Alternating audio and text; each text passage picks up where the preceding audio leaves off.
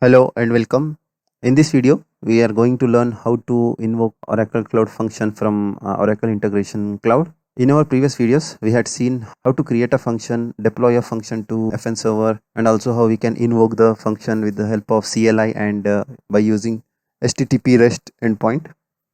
In this video, we are going to learn how we can invoke the function from Oracle Integration Cloud. I have already deployed function to our Python application in Oracle Cloud. As you can see, I have already deployed the function Python first function which we had created in our earlier video. If you have not watched that video, please check out the video. I will give the link in the card section. We are having this Python first function within Python app which we had created. If you want to get the endpoint of this function, you can directly get from the Oracle Cloud UI, that is under invoke endpoint. You can get the invoke endpoint. Using this you can invoke, else we can get the endpoint using fn inspect command from the CLI. If you this already we have covered in our previous videos. Please check out the video. Before consuming this function from Oracle Integration Cloud, we'll first invoke this function from the CLI. I'm running fn invoke Python app, Python first function. So first time when you try to invoke the function, it will take more time as it has to pull the function image from the Docker container and run the function. So we'll pause for some time. Yeah, we got the response back from our Oracle Cloud function, that is hello world. If I try to invoke the function for the second time, this time we'll get the response a little quicker. As you can see, we don't had so long waiting time. So before consuming this function in Oracle Integration Cloud, we have to create a connection. I have already created a connection. This is based on REST type. This is a REST type of connection. You can just click on this create button and create a REST connection. Let me click on this edit. You can select the REST API base URL and provide the complete URL or up to invoke. I have provided up to actions over here, as I will give /invoke in my integration flow.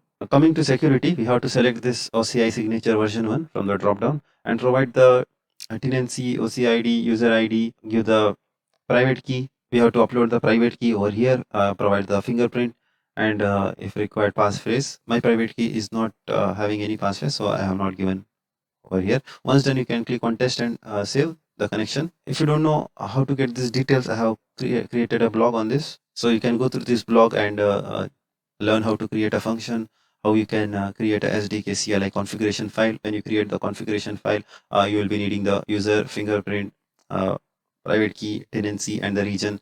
There is this link provided by Oracle. You can click on this here and get all the details with the help of which you can pull the user, fingerprint, key file, tenancy, region.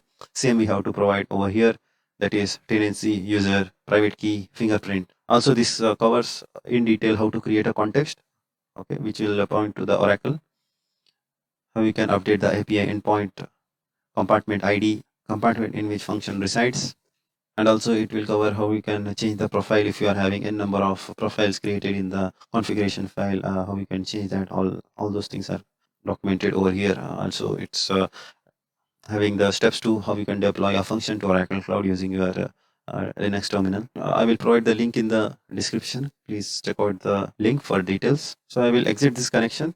I will go to integrations. Let me open this function test int.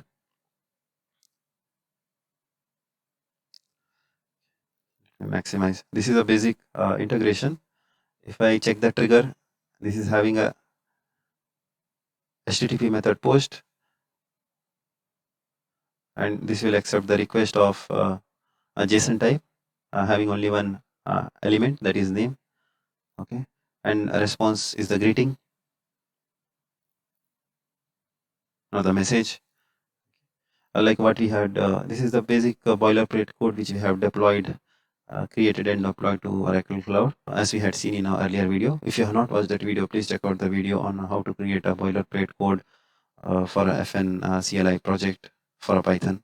Once you trigger the OIC integration with the name, it will invoke the function. Here I'm making use of this connection which we had seen just now. Let me show you the configuration for this. As I told at the time of configuring the connection, I had provided the base URL up to actions. So /invoke, I am providing it over here. Here the endpoint action type is HTTP method is post. If you go to request, This will accept the element name, and response is also message. We had already tested this in our previous videos, this function directly from the CLI or the endpoint. You can check out that video. Here I'm mapping the request name what we get for the OIC integration to our functions. It's one-to-one mapping. So add for the OIC response. Let me minimize this. What I'm doing is I'm mapping the response from our function to our OIC integration response. For simplicity purpose, I have considered the same elements like the message what we get in the output of function in the OIC integration response as well. So I'm directly mapping. Let us test this integration.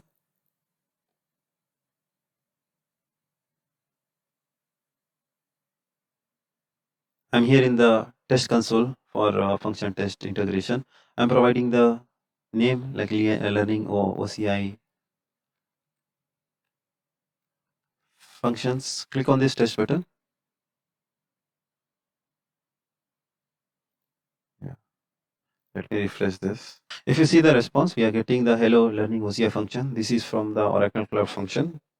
The response what we are seeing over here. If you see, we have made an invocation to function with the name as learning OCI function, and the same has been received back from the function. If you see the response message received from invoke function, under the message you can see hello learning OCI function. Like this, we can integrate OCI functions and Oracle Integration Cloud and accomplish the business requirements which we cannot accomplish using integration, be it reading Excel file or splitting the Excel file into smaller chunk of size, or if we are converting the Excel file to CSV file. There will be n number of business requirements which we cannot accomplish in our integration cloud. So this is one of the excellent combination to use Oracle Integration Cloud and OCI functions in order to solve any critical business requirements in our day-to-day life. Thank you for joining us in this video.